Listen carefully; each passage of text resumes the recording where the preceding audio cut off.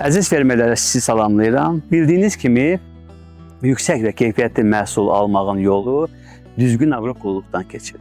Düzgün aqroekologluğun birinci addımı torpaq analizləridir. Torpaq analizləri etdirməklə həmin ərazidə olan, torpaqda olan qida maddələrinin miqdarı müəyyən olunur ki, bununla da aqronomlar həmin ərazidə yüksək məhsul almaq üçün hansı gübrədən nə qədər istifadə edəcəklərini, nə zaman istifadə edəcəklərini, kökdən kənar yemləmə kimi hansı gübrələrə müraciət edəcəklərini müəyyən edirlər. Bu nəticəsində də yüksək məhsul əldə olunur. Torpaq analizləri dəqiq almaq üçün isə torpaq nümunələrinin düzgün götürülməsinə ehtiyac var. Çünki düzgün götürülməyən torpaq nümunələri sonradan düzgün olmayan analiz nəticələrinə səbəb olur ki, bu da ümumi işin pozulması ilə nəticələnə bilər. Buna görə də bugün biz torpaq nümunələri necə götürülməlidir mövzusuna danışacağıq.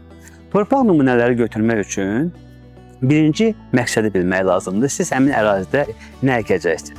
Əgər həmin ərazidə meyvə ağacları, meyvə bağı salınacaqsa, həmin yerdən nümunə götürülmə dərinliyi 1.5 metrdən yuxarı, 2 metrə qədər, 2 metrdən də bəzən biraz artıq lay-lay torpaqlar götürülüb analiz olunmalıdır və dəyərləndirilməlidir. Çünki bitkilər böyüdükcə köklər torpağın daha dərin qatlarına gedir və həmin qatlarda hər hansı bir risk olarsa, bu meyvələrin keyfiyyətsizliyinə nəticələnə bilər. Məsələn, mərkəzi aranda belə bir problem yaşandı ki, zaman keçdikcə nar ağacları böyüdükcə nar ağaclarında çatılma müşahidə olundu. Bu da torpaqda olan müxtəlif zərərli duzların miqdarı ilə əlaqədar idi ki, əgər həmin duzların miqdarı vaxtında müəyyən olunsaydı, ümumiyyətlə həmin əraziyə bağ salmaq kimi bir məsələn ləğv olunardı ki, bu zaten sonuçda həmin bağların ləğv olunması ilə nəticələndi.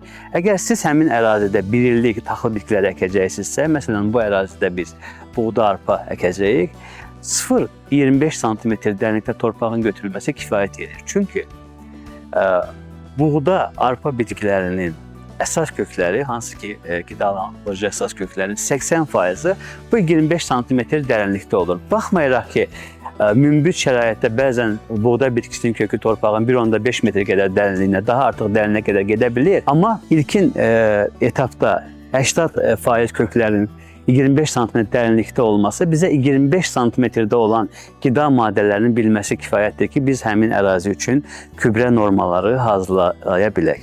Torpaq nümunələri götürdüyünüz zaman mütləq müəyyən qeydlərə aparmalısınız ki, həmin nümunələri qəbul edən laboratoriya və yaxud həmin torpaq analizlərini dəyərləndirən aqronom çətinliklə üzləşməsin. Bu hansı göstəricilərdir?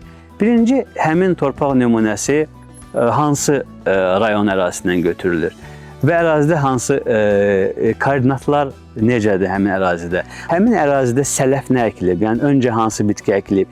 İndi hansı bitki əkiləcək? Torpaqdan götürülmə dərinliyi nə qədər olub? 20 sm olub, 25 sm olub? Nümunəni götürən şəxs kimdir? Həmin sahədə suvarma necə təşkil olunub? Suvarma varmı, yoxsa dəmiyə ərazisidir? Ümumiyyətlə, suvarma hansı üsulda aparılır? Selləmə suvarmadır, yoxsa ki, həmin ərazidə aparılan pivot suvarmasıdır? Bütün bu göstəriciləri qeyd etdikdən sonra bir də ki, nümunənin götürülmə tarixi nə vaxt olub? Bütün götürüləndən sonra siz onu salafan kisəyə yerləşdirirsiniz, kloka yerləşdirirsiniz. Amma həmin göstəriciləri qeyd etdiyiniz kağızı isə ikinci polietilen kisəyə yerləşdirin ki, ola bilsin torpaq nəmi olur və həmin orada yazılar pozula bilir. Buna görə də yerləşdirin, öz mobil nömrənizi qeyd edin ki, sizinlə əlaqə saxlaya bilsinlər. Bundan sonra həmin torpaqlar analiz olunacaq və həmin analizlər nəticəsində gübrə normaları hazırlayıb sizə təqdim edəcəkdir. Hər kəsə uğurlar və bol məhsul arzulayıram.